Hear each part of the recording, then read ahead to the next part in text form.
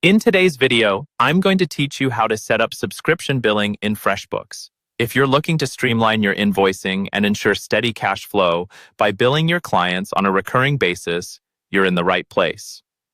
Freshbooks offers a user-friendly way to manage your subscription billing with its recurring templates feature, and I'm here to guide you through the setup process step by step.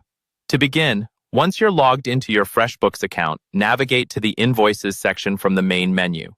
This area will be your go-to spot for managing all invoice-related tasks, including creating recurring billing options. Here, you'll see various options to handle your invoicing needs.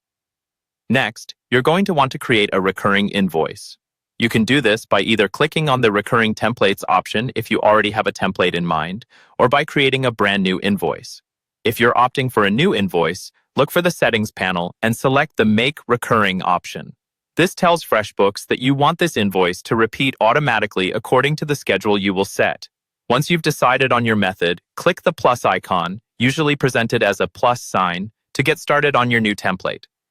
This step sets the scene for you to input specific details about your subscription service. Now, you'll enter the crucial information, your client's details, and the line items for the subscription. Be sure you have all the necessary information handy.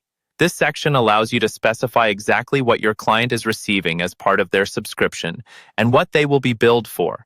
Accuracy here is key, as it directly impacts the billing process. Moving right along, you'll find yourself in the Recurring Schedule section.